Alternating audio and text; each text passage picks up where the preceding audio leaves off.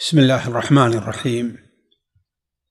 الحمد لله رب العالمين، وصلى الله على نبينا محمد وعلى آله وأصحابه أجمعين. فأعوذ بالله السميع العليم من الشيطان الرجيم من همزه ونفخه ونفثه. بسم الله الرحمن الرحيم. كلا بل تكذبون بالدين وإن عليكم لحافظين كراما كاتبين يعلمون ما تفعلون إن الأبرار لفي نعيم وإن الفجار لفي جحيم يصلونها يوم الدين وما هم عنها بغائبين وما أدراك ما يوم الدين ثم ما أدراك ما يوم الدين يوم لا تملك نفس لنفس شيئا والأمر يومئذ لله. ساتھیو، السلام علیکم ورحمۃ اللہ وبرکاتہ. پچھلی مجلس جو سورہ انفطار کی تفسیر سے متعلق تھی، اس سورت کی اہمیت اور اس کی ابتدائی آیات کی کچھ وضاحت آپ کے سامنے ہوئی تھی. آج اس سورت کا بقیہ حصہ انشاءاللہ ہم اور آپ اس کی تفسیر یا اس کی کچھ توضیح ہم سنتے ہیں. اللہ تبارک و تعالی نے، جیسا کہ ہم نے عرض کیا تھا کہ اللہ تعالی نے شروع میں قیامت کی ہولناکیوں کا ذکر فرمایا، پھر اس کے بعد انسان کو متنبہ کیا کہ اس دن کی آمد سے پہلے وہ انسان تیاری کر لے. لیکن حقیقت یہ ہے کہ انسان غافل ہے، جاہل ہے، اور انسان اللہ تبارک و تعالیٰ کے ان فرامین کی قدر نہیں کرتا. تو اللہ تعالیٰ نے اس پر ہی متنبہ کیا کہ اے غافل انسان، آخر رب کریم سے کس چیز نے تجھے دھوکے میں ڈالا ہے، جبکہ رب کریم کا تیرے اوپر یہ کرم ہے کہ اللہ تبارک و تعالیٰ نے تجھے عدم سے وجود میں بخشا. پہلے تیرا ڈھانچہ بنایا، پھر اس ڈھانچے کی مکمل نوک پلک درست کی، پھر اس کے بعد اس کے ایک معتدل طور پر اللہ تعالیٰ نے اسے بنا دیا ہے. حالانکہ اللہ تعالیٰ چاہتا تو کوئی بھی صورت اس کو دے سکتا تھا، لیکن اس کا کرم، اس کا فضل ہے کہ اللہ نے تجھے ایک متوازن اور معتدل صورت عطا فرمائی ہے. لیکن اب سوال یہ ہے کہ آخر جب اللہ تعالیٰ کا یہ کرم ہے اور انسان یہ مانتا ہے کہ اللہ نے اسے آخر پیدا کیا ہے، تو وجہ کیا ہے کہ وہ اللہ تبارک و تعالی کی باتوں کو نہیں مانتا اور اللہ تعالیٰ پر ایمان نہیں لے آتا؟ اسی کا ذکر اگلی آیات میں ہو رہا ہے. اور پھر جو شخص اللہ تبارک و تعالی کے اوپر ایمان نہیں لے آتا، اس کا انجام کیا ہوگا، آخر میں اللہ تعالیٰ نے اس کا ذکر فرمایا ہے. تو اللہ تعالیٰ فرماتا ہے کلا بل تکذبون بالدین. کلا کے معنی ہوتا ہے ہرگز نہیں. گویا پچھلی جو بات ہے اس کے اوپر اس کی تصحیح کے طور پر آگے کہا جا رہا ہے کہ حقیقت یہ نہیں ہے کہ تم جانتے نہیں ہو، تم مان رہے ہو، دیکھ رہے ہو کہ اللہ نے تمہاری صورتیں کیسے بنائی ہیں، تمہارے یہ علم ہے، لیکن آخر تم کیوں نیک عمل نہیں کرتے؟ اس کی وجہ ہے کلا بل تکذبون بالدین. بلکہ حقیقت یہ ہے، بسا اوقات بعض علماء کلا کا معنی حقاً، یعنی حق جاننا چاہتے ہو تو یہ ہے کہ تکذبون بالدین. تکذبون کذب یکذب، جھٹلانا ہوتا ہے. تم لوگ جھٹلاتے ہو کس کو؟ بالدین، دین کو.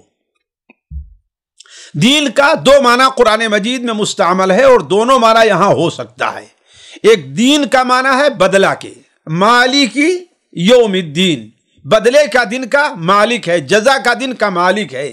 یعنی جس دن انسان کو اس کے اعمال کی جزا اور سزا دی جائے گی، اس دن کو وہ جھٹلاتا، اس پر ایمان نہیں لے آتا. تو کلا حقیقت یہ ہے کہ جو تم ایمان نہیں لے آتے ہو اللہ تعالیٰ پر، نیک عمل نہیں کرتے ہو، اللہ کے فرامین کو نہیں مانتے ہو، اس کی وجہ یہ ہے کہ تم گویا قیامت کے دن، بدلے کے دن کے اوپر ایمان نہیں لے آتے. ورنہ یہ چیز عقلاً بعید ہے کہ ایک شخص یہ سمجھتا ہے کہ اس چند دن کے بعد اس کے اوپر اس کے ان تمام اعمال کا حساب ہونے والا ہے اور پھر وہ اس کے لیے تیاری نہ کرے. تو کلا، حقیقت یہ ہے کہ بل تکذبون بالدین، بلکہ تم بدلے کے دن کو جھٹلاتے ہو. اور بعض علماء نے کہا ہے دین سے مراد یہاں پر دین ہے، ان الدین عند اللہ الاسلام، یعنی تم دین کو اور اسلام کو جھٹلاتے ہو، اسلام کے اوپر نہیں مانتے، جو اللہ کے رسول دین لے کر اس پر تم ایمان نہیں لے آ رہے، اس کو جھٹلا رہے ہو. تو کلا بل تکذبون بالدین، تمہیں گویا اس نافرمانی پر کون سی چیز ابھار رہی ہے کہ تمہارا ایمان آخرت پر نہیں ہے. اس کا مطلب یہ ہے کہ آخرت پر ایمان بندے کو نیک عمل کے اوپر ابھارتا ہے، اور یہ بات حقیقت ہے. جس شخص کا ایمان آخرت پر جتنا زیادہ ہوتا ہے، آخرت پر جتنا قوی ہوتا ہے، اتنا ہی وہ اس دنیا میں اللہ تبارک و تعالی کے فرامین پر عمل کرتا ہے اور اللہ تعالی کے نافرمانی کے کاموں سے بچتا ہے. جیسا کہ اللہ کے رسول صلی اللہ علیہ وسلم کی اس سلسلے میں بہت سی حدیثیں ہیں. چنانچہ شاید صحیح مسلم کی حدیث ہے کہ حضرت ابو مسعود البدری، حضرت عقبہ ابن عمر رضی اللہ تعالیٰ عنہ ایک بار اپنے غلام کو بڑے غصے میں تھے اور مار رہے تھے. اللہ کے رسول صلی اللہ علیہ وسلم جب دور سے دیکھے تو آپ نے فرمایا، آواز دی، ابا مسعود ابا مسعود ابا مسعود، لیکن وہ اتنے غصے میں تھے کہ آپ کی آواز پہچان نہ سکے. حالانکہ وہ غلام کہہ رہا ہے کہ اعوذ باللہ، میں اللہ کی پناہ میں آتا ہوں، لیکن غصے میں انسان بسا اوقات جب ہوتا ہے تو بہت سی چیزوں کو اس پر توجہ نہیں دیتا. آپ صلی اللہ علیہ وسلم ادھر بڑھ رہے ہیں اور ابو مسعود اپنے غلام کو مارتے جا رہے ہیں. جب قریب پہنچ گئے تو اس غلام نے کہا کہ اعوذ برسول اللہ، میں اللہ کے رسول کی پناہ چاہتا ہوں. تو جب مسعود نے سمجھا یہ آواز دینے والے اللہ کے رسول صلی اللہ علیہ وسلم تو نہیں ہے، آپ صلی اللہ علیہ وسلم آگے پہنچے، ان کے کندھے پر اپنا دست مبارک رکھ کر کے فرمایا، ابو مسعود، اللہ تبارک و تعالی کو تمہارے اوپر اس سے کہیں زیادہ قدرت حاصل ہے جتنا تمہیں اس غلام کے اوپر قدرت حاصل ہے.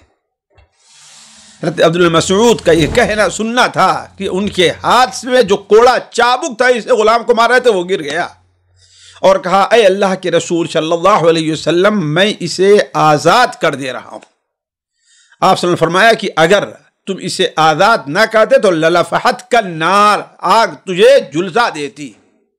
تو آخر سوچیں حضرت عبد المسعود ایک قیمتی چیز ہوا کرتی تھی، یہ غلام، اسے کیوں آزاد کیا؟ اپنی اس بات پہ شرمندہ کیوں ہوئے؟ اس لیے کہ ان کا ایمان آخرت کے اوپر تھا. تو کلا بل تکذبون بالدین، حقیقت یہ ہے کہ تم دین کو، بدلے کے دن کو، قیامت کے دن کو یا دین اسلام کو جھٹلاتے ہو. لیکن یاد رکھو، یہ دنیا اندھیر نگری نہیں ہے. یہ دنیا یہ نہیں کہ کھائے پیے مزے لیے اور ختم ہو گئی بات، نہیں. اس دنیا کے بعد ایک ایسا دن آنے والا ہے جس دن یہ جو تم نے کیا ہے وہ سب حاضر کیا جائے گا، اور ان تمام چیزوں کو ہمارے طرف سے متعینہ فرشتے لکھ رہے ہیں. تو اللہ تعالیٰ فرماتا ہے، وہ یاد رکھو، وَإِنَّ عَلَيْكُمْ لَحَافِظِينَ، اور بلا شبہ علیکم تمہارے اوپر، لا یقیناً، حافظین محافظ ہیں. حافظ کے معنی ہوتا ہے وہ شخص جو آپ کی نگرانی کر رہا ہے، آپ کی نقل و حرکت کے اوپر نظر رکھ رہا ہے. اسی لیے حافظ کو، حافظ قرآن کو حافظ کیوں کہتے ہیں؟ کہ اس نے قرآن مجید کی نگرانی کی ہے، اسے یاد رکھا ہے، گویا کوئی چیز چھوٹنے نہ پائے. تو وَإِنَّ عَلَيْكُمْ لَحَافِظِينَ، تاکید پر تاکید، یعنی ان ایک تو بلا شبہ تحقیق جس کا معنی ہوتا ہے، اور لام یہ بھی تاکید کے لیے ہے. تو وَإِنَّ عَلَيْكُمْ لَحَافِظِينَ، یاد رکھو کہ تمہارے اوپر نگراں متعین ہے. اس سے مراد وہ فرشتے ہیں جو ہمارے اور آپ کے بلکہ تمام بندوں کے اعمال کو لکھتے ہیں، جیسا کہ اللہ تبارک و تعالی نے قرآن مجید میں متعدد جگہ اس کا ذکر فرمایا ہے، عن الیمین وعن الشمال قعید ما یلفظ من قول الا لدیہ رقیب عتید، ایک لفظ بھی انسان نہیں بولتا ہے کہ ہاں اس کے اوپر نگراں موجود ہے۔ تو وَإِنَّ عَلَيْكُمْ لحافظین، یاد رکھو تمہارے اوپر نگراں موجود ہیں، جو تم یہاں پر اچھے اور برے عمل کر رہے ہو وہ سارے کے سارے عمل لکھے جا رہے ہیں۔ اور وہ نگراں کیا ہیں؟ ان کی صفات اللہ تعالیٰ نے اولاً یہ بیان فرمائی کہ کراما، کرام کریم سے بنا، کریم کی جمع ہے، کرام یعنی شریف ہے، بڑے ہی شریف ہیں۔ شریف کا معنی کیا ہے؟ شریف آدمی جو ہوتا ہے وہ کسی سے عداوت نہیں رکھتا، شریف آدمی جو ہوتا ہے وہ اپنی ڈیوٹی میں خیانت نہیں کرتا، شریف آدمی جو ہوتا ہے وہ رشوت نہیں لیتا۔ تو کرامن، وہ بڑے شریف ہیں۔ ذرا آپ غور کر لیں، اللہ نے ان کی کیا صفت بنائی؟ کرامن پہلی صفت بنائی ہے، یعنی ان کے درمیان اور تمہارے درمیان کوئی عداوت بھی نہیں ہے کہ تمہارے بارے میں غلط لکھ لیں، یا وہ اپنی ڈیوٹی میں کوتاہی بھی نہیں کرتے ہیں کہ لکھنے سے کوئی چیز چھوٹ جائے اور غلط ملت چیزیں ہو جائیں، اور وہ جو کچھ اپنی ذمہ داری، جو کچھ ان کی ذمہ داری میں ہے اس میں کچھ لے دے کر کے بھی کوتاہی نہیں کرتے ہیں کہ تم انہیں کچھ رشوت دے دو۔ اور جیسے آج ہے نا بہت سی چیزیں جو ہیں ہے نا، آج ہم اور آپ دیکھ رہے ہیں کہ قاتل بچ جاتا ہے اور مظلوم جو ہوتا ہے وہ پھنس جایا کرتا ہے۔ تو لیکن وہ فرشتے جو ہیں کیا ہے؟ کرامن، بڑے ہی شریف ہیں۔ دوسری صفت ان کی بیان فرمائی اللہ تبارک و تعالی نے، کاتبین، وہ فوراً لکھ لینے والے ہیں، تاخیر نہیں کرتے، اس لیے کہ تاخیر کریں گے تو ان کے اندر صفت نہیں، لیکن عام انسانوں کے سمجھانے کے لیے انسان بعد میں اگر کوئی لکھے گا تو بعض چیزیں یاد رہتی ہیں اور بعض بھول جایا کرتی ہیں، یا اگر کوئی شخص جو کوئی چیز کو ثابت کرنا چاہتا ہے تو کہتا ہے کہ ہم نے ایک ایک باتیں لکھ کر کے رکھی ہیں تاکہ چھوٹنے نہ پائے، تاکہ بھول نہ ہونے پائے اور آپ اس کا انکار بھی نہ کرنے پائیں۔ تو دوسری صفت ہے کاتبین، وہ کیا ہیں؟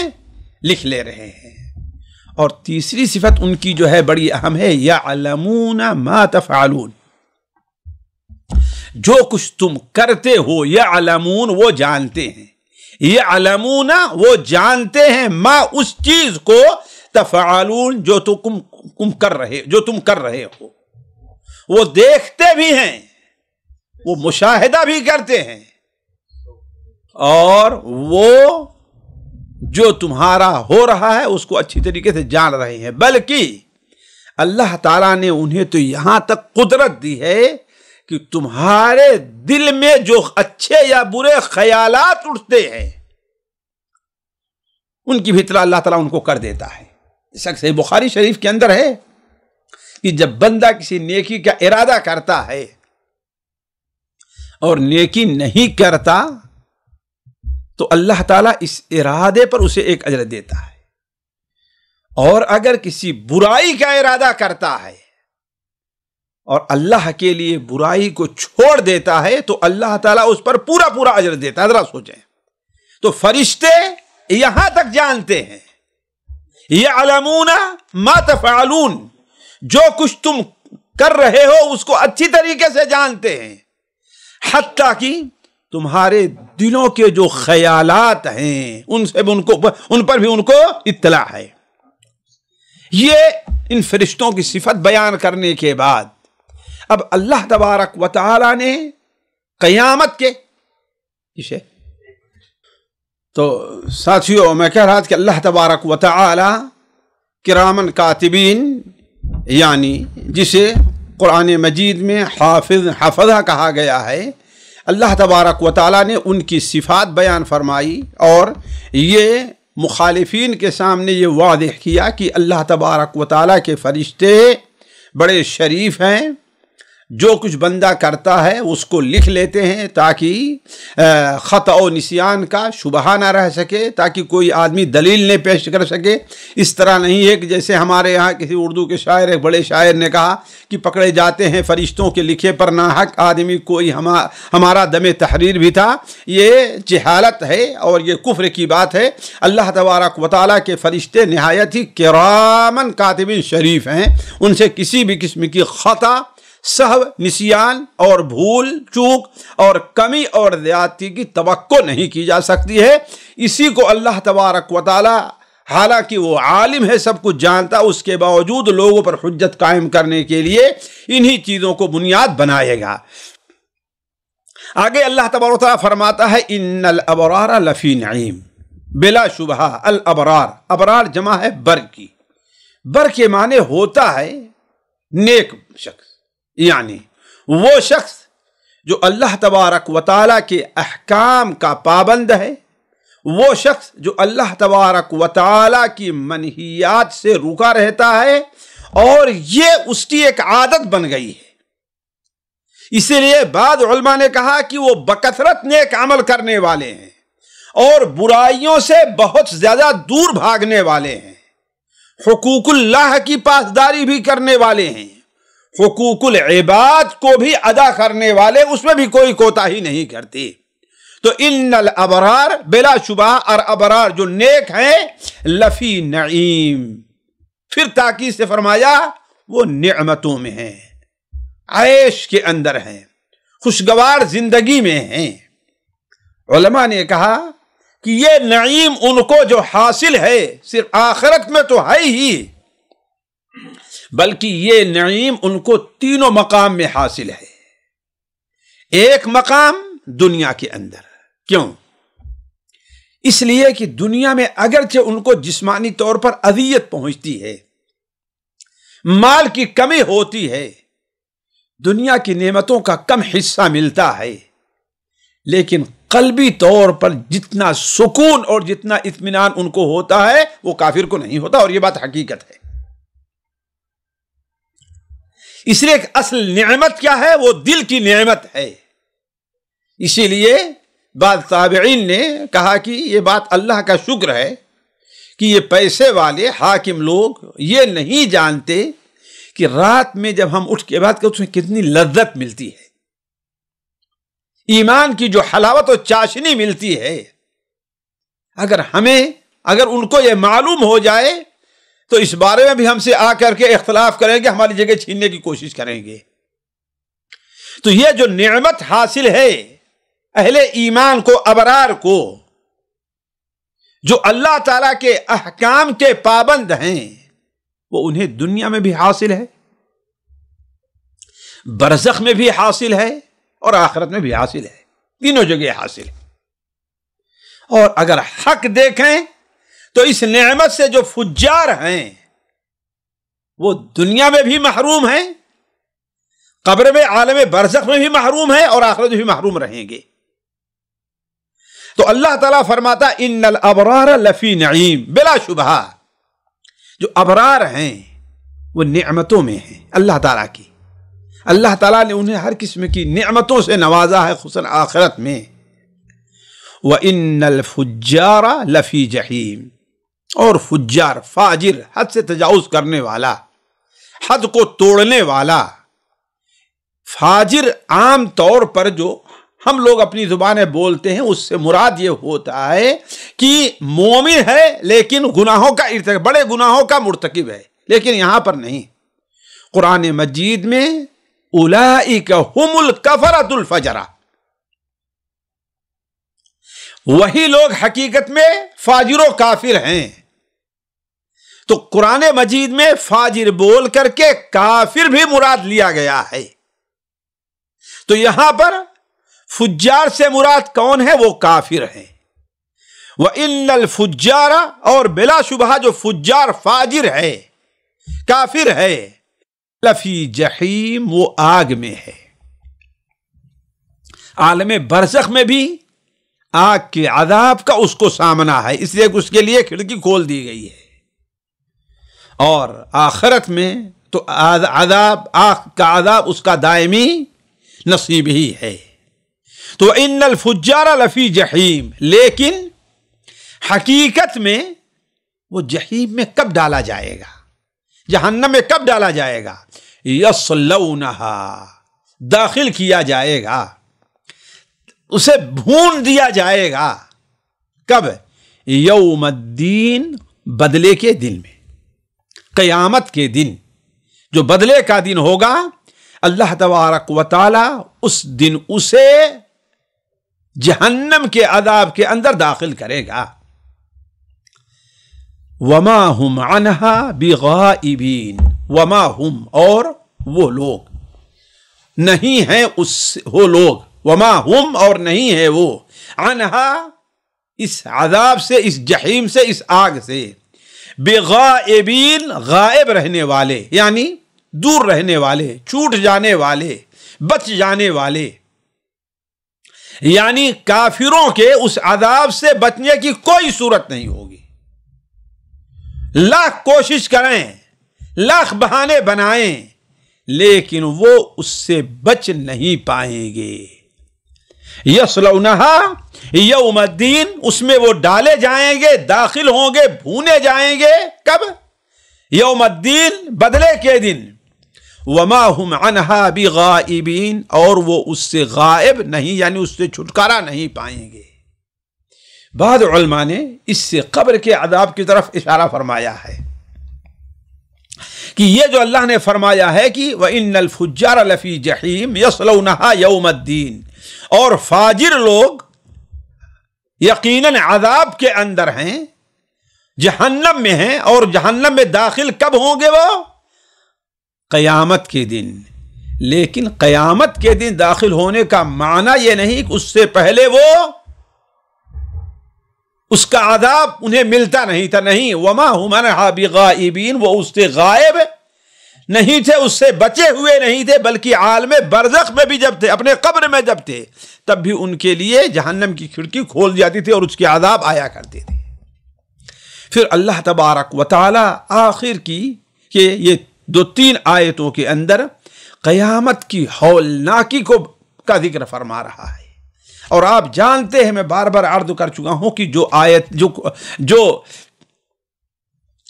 سورتیں مکی ہیں، ان کے اندر 2-3 چیزیں بہت کھل کر کے بیان ہوتی ہیں. توحید کا اور رسالت کا بیان، دوسرے آخرت کا بیان، اور تیسرے جو ہوتا ہے وہ جنت اور جہنم، آخرت پر ایمان اور جنت اور جہنم کا بیان ہوا کرتا ہے. تو اللہ تعالیٰ فرماتا ہے وما ادراک ما یوم الدین ثم ما ادراک ما یوم الدین. وہ دین، بدلے کے دن کو جھٹلاتے ہیں.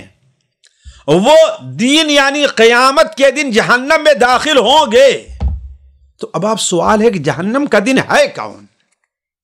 اس دنیا کے اندر انسان بڑی سی بڑے پریشانی میں رہے، اس کی وہاں کوئی مدد کرنے والا ہوتا ہے، اس میں کچھ کو تسلی دینے والا ہوتا ہے، اس کی تخفیف کا کچھ لوگ سامان کرتے ہیں، اور بسا اوقات اس سے بچ بھی جاتا ہے.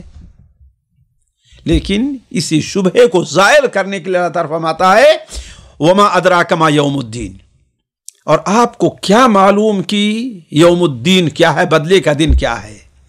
ثم ما ادراک ما یوم الدین، پھر ما ادراک، کیا معلوم ہے آپ کو، کس چیز نے آپ کو بتایا ما یوم الدین کی بدلے کا دن کیا ہے؟ گویا بدلے کا دن ایسا ہے جسے کوئی بیان نہیں کر سکتا. اس کی عظمت یہ ہے کہ اسے کوئی ذکر اپنے الفاظ میں اسے بیان نہیں کر سکتا کوئی آدمی. اسی لیے اللہ تبارک و تعالی نے بار بار اس کا تذکرہ فرمایا کہ وما ادراک ما یوم الدین ثم ما ادراک ما یوم الدین. پھر اللہ تعالی اس کا ایک منظر پیش کرتا ہے، یوم لا تملک نفس لنفس شیئا. بدلے کا دن وہ دن ہے لا تملک، نہیں مالک ہوگا، نہیں اختیار ہوگا نفسن کسی نفس انسان کو، لنفسن کسی دوسرے انسان کے لیے، شیئا کسی اور چیز کا. کوئی کسی کے لیے کسی بھی چیز کا مالک نہیں ہوگا، نہ فائدہ پہنچانے کا، نہ شفاعت کرنے کا، نہ تسلی دینے کا، حتیٰ کہ وہاں تو ایسی بیگانگی ہوگی کہ فلا انسب بینہم یومئذ ولا یتساءلون. نہ کوئی خاندان کام آئے گا وہاں پر، نہ کوئی پوچھے گا ہی نہیں. تو وہ دن ہوگا لا تملک نفس لنفس شیئا. اس دن نہیں مالک ہوگا کوئی شخص کسی شخص کے لیے شیئا کسی بھی چیز کا مالک نہیں ہوگا. یعنی کوئی فائدہ پہنچانے کا مالک نہیں، شفاعت کرنے کا مالک نہیں ہے، بلکہ معاملہ کیا ہوگا؟ والامر یومئذ للہ. سارا کا سارا معاملہ، والامر اور معاملہ، یومئذ اس دن، للہ اللہ واحد کے لیے ہوگا. وہی اس دن کا مالک ہوگا، وہی اس دن قاضی ہوگا، وہی اس دن فیصلہ کرنے والا ہوگا، اور صرف اسی کا حکم وہاں پر نافذ ہوگا. کسی فرشتے، کسی نبی، کسی ولی، کسی پیر، کسی پگاڑے کا وہاں پر کوئی حکم نہیں چلے گا. یوم لا تملک نفس لنفس شیئا والامر یومئذ للہ. اس دن کوئی بھی انسان کسی کا مالک نہیں ہوگا. ساتھیوں، اسی لیے میں اس نتیجے پر پہنچا ہوں کہ کوئی بھی ایسی حدیث صریح نہیں ہے کہ جب تک جنت اور جہنم کا فیصلہ نہ ہو جائے کوئی کسی کے لیے سفارش نہیں کرے گا. صرف ایک دو حدیثیں جس پر کسی قدر کلام ہے، اس سے معلوم ہوتا ہے کہ اللہ کے رسول صلی اللہ علیہ وسلم جو شفاعت عظمی ہے، جو فیصلہ کے لیے، اس کے علاوہ آپ صلی اللہ علیہ وسلم بھی کسی کی شفاعت نہیں کریں گے. اسی لیے صحیح بخاری وغیرہ میں جو حدیث ہے پل صراط پر گزرنے کا، تو ثم تحل الشفاعہ ہے، یعنی جب پل صراط پر سے گزر ہو جائے گا، سوال جواب ہو جائے گا، حساب کتاب ہو جائے گا، نامہ اعمال تول لیا جائے گا، حوض کوثر کا معاملہ درپیش ہو جائے گا، اور پل صراط پر سے گزر ہو جائے گا. جب تمام معاملات ہو جائیں گے تو پھر شفاعت کا معاملہ آئے گا، وہاں پر شفاعت ہوگی. یوم لا تملک نفس لنفس شیئا. جس دن کوئی نفس کسی نفس کے لیے کسی چیز کا مالک نہیں ہوگا. پھر ملکیت کس کی چلے گی؟ حساب کون لے گا؟ سزا کون دے گا؟ فیصلہ کون کرے گا؟ اللہ تعالیٰ خود ہی جواب دیتا ہے، والملک والامر یومئذ للہ. اس دن فیصلے کا حق کس کو ہوگا؟ اللہ کو. سارا کا سارا معاملہ، والامر اور معاملہ، اس دن للہ اللہ کے حوالے ہوگا. وہ جس کا چاہے گا آسان حساب لے گا، جس کا چاہے گا سخت حساب لے گا. جس کو چاہے گا اس کے اعمال کو قبول کر کے وہ جنت میں داخل کر دے گا، اور جس کو چاہے گا اس کے اعمال کو رد کر کے اس کے کفر، شرک، بدمعاشی کی عوض اللہ تعالیٰ اسے جہنم میں ڈالی کر دے گا. اکیلے ہوگا. اسی لیے قرآن مجید میں اللہ فرماتا ہے لمن الملک اليوم. اس دن اللہ تعالیٰ پوچھے گا لمن الملک اليوم، آج حکومت کس کی چلے گی؟ تو کوئی جواب نہیں دے گا. پھر خود ہی اللہ تعالیٰ فرمائے گا للہ الواحد القہار. اکیلے قاہر رب کا فیصلہ چلے گا، کسی اور کا نہیں چلے گا. یہاں پر علماء نے ایک تفسیری نقطہ ذکر کیا ہے کہ آخر یہ کہنے کی کیا ضرورت تھی کہ والامر یومئذ للہ، جبکہ اللہ تعالیٰ کا دنیا میں بھی تو کسی کا فیصلہ نہیں چلتا نا. فیصلہ تو اللہ ہی کا چلتا ہے، بغیر اللہ کے حکم کے کوئی چیز یہاں پر جاری بھی نہیں ہو پاتی. اس کا جواب دیا ہے کہ دیکھو، اس دنیا میں حقیقت تو ہے کہ اللہ کے علاوہ کسی کا فیصلہ نہ چلے، لیکن لوگ اس کی مخالفت کر کے اپنا فیصلہ چلانا چاہتے، اپنا حکم چلانا چاہتے، بلکہ بعض لوگ صراحت کے ساتھ تو انکار بھی کر دیتے ہیں۔ لیکن قیامت کے دن اللہ تبارک و تعالیٰ کے اس ملکیت کا مکمل ظہور ہو جائے گا، کوئی وہاں پر جھوٹا دعویٰ کرنے والا بھی نہیں ہوگا۔ تو ساتھیوں، یہ اختصار کے ساتھ اس سورت کی تفسیر تھی۔ اب اس سے ہم نے چند فائدے جو سمجھے ہیں وہ فائدے آپ کے سامنے رکھتے ہیں۔ دیکھیں، پہلا فائدہ، سب سے اہم چیز جو ہے وہ یہ ہے کہ قیامت کی ہولناکی، اور قیامت کی ہولناکی کا معنی یہ ہے کہ ہم اس کو سمجھیں، اس پر غور کریں اور اس کے لیے تیاری کریں۔ دوسرا فائدہ کہ بندوں پر اللہ تبارک و تعالیٰ کی نعمتیں لا تعداد ہیں، اور ان نعمتوں کا تقاضا یہ ہے کہ اللہ تبارک و تعالیٰ پر ایمان لایا جائے، اس کا شکر ادا کیا جائے، اور ان نعمتوں کا تقاضا یہ ہے کہ اللہ تبارک و تعالیٰ کے سامنے بندہ عاجز رہے کہ اے رب، آپ نے بہت کچھ دیا ہے۔ اسی لیے سید الاستغفار میں بھی اسی کا اظہار ہے کہ اے اللہ تعالیٰ، اللہم انت ربی لا الہ الا انت خلقتنی وانا عبدک وانا علی عہدک ووعدک ما استطعت اعوذ بک من شر ما صنعت ابوء لک بنعمتک علی وابوء بذنبی۔ وہ دعا جو مسند احمد ہے عبداللہ المسعود سے ہے، ہم اور فکر اور غم کی دعا، اس میں بھی اسی چیز کا اظہار ہے، اللہم انی عبدک وابن عبدک وابن امتک ناصیتی بیدک ماض فی حکمک۔ تو اللہ تبارک و تعالی نے ہمیں اور آپ کو جو تخلیق ہماری کر کے، اگر انسان اس کے اوپر غور کر لے کہ انسان کھانا کھاتا ہے، اسی میں اللہ تبارک و تعالی نے نمک کا مادہ بھی رکھا ہے، شوگر کا بھی مادہ رکھا ہے، صفرا ہے، کیا کیا چیزیں ہیں، خون کسی طرف جاتا ہے، فضلات کسی طرف چلے جاتے ہیں، اور ہر ایک کے لیے اللہ تعالیٰ نے انسان کے جسم کے اندر جگہ بنائی ہے۔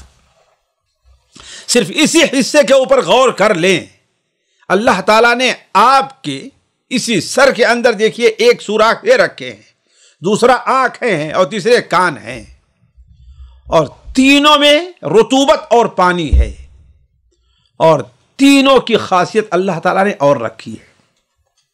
منہ میں جو پانی رکھا ہے اس میں مٹھاس ہے، ناک میں جو پانی ہے اس میں کڑواہٹ ہے، اور آپ کے کان میں جو رطوبت ہے اس کے اندر زہریلا مادہ ہے، تاکہ کوئی جانور جائے تو وہاں پر وہ مر جائے چھوٹا موٹا۔ یہ اللہ تعالیٰ کی قدرت دیکھیے، یہ نعمتیں اللہ تبارک و تعالیٰ کی ہے۔ اسی لیے جس اللہ تبارک و تعالیٰ نے انسان کو اس قدر اچھی شکل و صورت دی اور عقل و خرد سے نوازا، اس کے لیے قطعاً یہ مناسب نہیں ہے کہ وہ اپنے رب کا ناشکرہ بنے۔ تیسرا فائدہ بڑی اہم ہے یہ، اور ہر انسان، میں خصوصاً اس کا ذکر اس لیے کر رہا ہوں کہ ہر آدمی اپنا محاسبہ کر لے کہ اس کا ایمان آخرت کے اوپر کتنا قوی ہے۔ آخرت پر ایمان، عمل خیر اور عمل آخرت پر نہ ہونا ایمان عمل شر کی بنیاد ہے۔ جس کا ایمان آخرت کے اوپر جتنا قوی ہوگا، وہ آخرت کے لیے اچھے عمل اتنا ہی کرے گا اور برے عمل سے پرہیز کرے گا، اور آخرت پر جس کا ایمان جتنا ضعیف اور کمزور ہوتا جائے گا، وہ آخرت کی تیاری سے اتنا دور ہوتا جائے گا۔ کلا بل تکذبون بالدین، تم اللہ کی نعمتوں کا اقرار کیوں نہیں کرتے؟ جس نے تمہیں عدم سے پیدا کیا، تمہارا ڈھانچہ بنایا، تمہارے ناک پلک درست کیے، تمہیں اچھی طریقے سے بہترین صورت عطا فرمائی، پھر بھی تم آخر ایمان کیوں نہیں لاتے اس کے اوپر، اس کا شکر کیوں نہیں کرتے؟ کیوں؟ بل تکذبون بالدین، تم جھٹلا رہے ہو کس کو؟ دین اور قیامت کے دن کو۔ اگر تم جھٹلاتے نہیں تو یقیناً اللہ تبارک و تعالیٰ کے شکر گزار بنتے اور نیک عمل کرتے۔ ساتھیوں، ہم اس آیتوں سے ہمیں یہی پتہ چلا کہ اللہ تبارک و تعالی نے کچھ فرشتے ہمارے اور آپ کے اعمال کو لکھنے کے لیے متعین کر دیے، لہذا اس پر ایمان کا تقاضا یہ ہے کہ بندہ ہر نیک عمل کرے اور برے عمل سے روکے، اور ہمارا ایمان جتنا زیادہ قوی ہوگا ان فرشتوں کے وجود کے اوپر. دیکھیے، میں ہمیشہ یہ کہتا ہوں کہ علم اور چیز ہے، معرفت اور چیز ہے. معرفت ہم میں سے ہر شخص کو حاصل ہے کہ دو فرشتے لکھ رہے ہیں، لیکن وہ علم کی صورت نہیں اختیار کیا کہ ہمارے دل میں راسخ ہو جائے، یعنی ہم اس کے مطابق عمل بھی کریں. اسی طریقے سے فرشتے انسان کے ساتھ جو ہے لکھنے والے ہر وقت رہا کرتے، کبھی بھی فرشتے انسان سے دور نہیں رہتے. یہ میں اس لیے کہہ رہا ہوں کہ بعض ضعیف حدیث کے اندر وارد ہے کہ کچھ ایسے اوقات ہیں کہ فرشتے انسانوں کے ساتھ نہیں رہتے. یہ سنن ترمذی کی ایک روایت ہے، ایاکم والتعری، تم برہنہ ہونے سے بچو، اس لیے کہ تمہارے ساتھ کچھ ایسے لوگ ہیں، ایسی ذاتیں ہیں، ایسی شخصیات ہیں کہ وہ صرف دو وقت میں تم سے جدا ہوتے ہیں. ایک جب انسان قضاء حاجت کے لیے جاتا ہے، اور دوسرا جب انسان اپنی بیوی کے ساتھ ہوتا ہے تو. اور مسند بزار میں ایک روایت ہے جس میں یہ ہے کہ جب انسان غسل کرتا ہے اور برہنہ ہوتا ہے تو. لیکن یہ حدیثیں چونکہ ضعیف ہیں، اگر حدیثیں صحیح ہوتی تو اس عموم کو وَإِنَّ عَلَيْكُمْ لَحَافِظِينَ کو خاص کیا جا سکتا تھا، لیکن یہ حدیثیں ضعیف ہیں. لہذا اصل یہ ہے کہ وہ فرشتے ہر جگہ میں، ہر حالت میں ہمارے ساتھ موجود ہیں، ہر ایک کے ساتھ موجود ہیں، مومنین کے ساتھ بھی اور کافرین کے ساتھ بھی. بعض لوگوں نے کہا کہ نہیں، کافروں کے ساتھ نہیں ہے. کیوں؟ اس لیے کہ تو معلوم ہے کہ ان کے عمل کوئی فائدہ نہیں. اللہ تبارک و تعالی قیامت کے دن حجت قائم کرے گا، یہ دکھائے گا. یہ دیکھو لکھا ہوا غلط تو نہیں ہے. اسی طریقے سے قیامت کی دن کی ہولناکی کہ اس دن کوئی کسی کام نہیں آئے گا. وہاں انسان کا صرف اپنا عمل خیر اس کے کام آئے گا بس. یومئذ یوم لا تملک نفس لنفس شیئا. بلکہ سن ابو داؤد میں ایک حدیث ہے جسے بعض علماء نے قوی قرار دیا ہے کہ مائی عائشہ نے پوچھا، اے اللہ کے رسول صلی اللہ علیہ وسلم، آپ دنیا میں ہم سے اتنی محبت کرتے ہیں، کیا قیامت کے دن ہمارے کسی کام آئیں گے؟ آپ نے پوچھا، اے عائشہ، 3 جگہیں ایسی ہیں جہاں کوئی کسی کے کام نہیں آئے گا. نعوذ باللہ من ذلک، اللہ محفوظ رکھے. کون؟ میزان کے وقت، نامہ اعمال کے تقسیم کے وقت، اور پل صراط کے اوپر. یوم لا تملک نفس لنفس شیئا والامر یومئذ للہ. اسی طریقے سے قیامت کا دن اس دنیا سے 2 ناحیے سے مختلف ہوگا، اس کے اوپر توجہ دے لیں. وہ کیسے؟ پہلا تو یہ ہے کہ اس دنیا میں کوئی بھی انسان ہے، کچھ نہ کچھ لوگ تو اس کے لیے اپنے دل میں رحم کا جذبہ رکھتے ہیں اور کسی نہ کسی طریقے سے اس کی مدد کو تیار ہوتے ہیں، لیکن آخرت میں کوئی نہیں. دوسرا کیسے؟ کہ اس دن فیصلے کا معاملہ صرف اور صرف اللہ کا ہوگا، کوئی دوسرا آدمی فیصلہ کرنے والا نہیں ہوگا. تو یہ چند باتیں تھیں جو اس صورت کی مناسبت سے آپ کے سامنے رکھی گئیں. اللہ تبارک و تعالیٰ سے دعا ہے کہ اللہ تبارک و تعالیٰ ہمیں اور آپ کو قرآن کے ساتھ جئیں، اور قرآن کے اوپر ایمانی کی حالت میں ہمیں مرنے کی وفات آئے تو اسی حالت میں ہماری وفات آئے. اللہ تبارک و تعالیٰ ہمیں قرآن سے غور کرنے، اس میں تدبر کرنے، اسے ورد حاصل کرنے کی توفیق عطا فرمائے. والسلام علیکم ورحمۃ اللہ وبرکاتہ. سامعین کرام، ہمارے علمی اور عوامی دروس اور سوال و جواب کی مجلسوں سے آپ خود بھی مستفید ہوں اور اپنے دوست و احباب کے ساتھ بھی شیئر کریں. عین ممکن ہے کہ آپ کے شیئر سے کسی کی اصلاح اور آپ کے لیے صدقہ جاریہ بن جائے. واٹس ایپ پر اسلامک میسج حاصل کرنے کے لیے نمبر نوٹ فرمائیں: یعقوب عزیز 00966 5089 59707. واٹس ایپ سوال جو آپ گروپ میں ایڈ ہونے کے لیے نمبر نوٹ فرمائیں: عبدالسلام عمری 00966502627622 نمبر بھیجتے ہوئے نام اور پتہ ضرور لکھیں۔ اسی طرح ہمارے یوٹیوب چینل اسلامی دعویٰ کو ضرور سبسکرائب کریں تاکہ ہماری ہر نئی اور اہم ویڈیو کی اطلاع آپ کو فوری حاصل ہو جائے۔ تمام دروس، مقالات اور سوال و جواب سیریز کے لیے ہماری مشہور ویب سائٹ www.islamidawah.com کا مشاہدہ کرتے رہیں۔ السلام علیکم ورحمۃ اللہ وبرکاتہ۔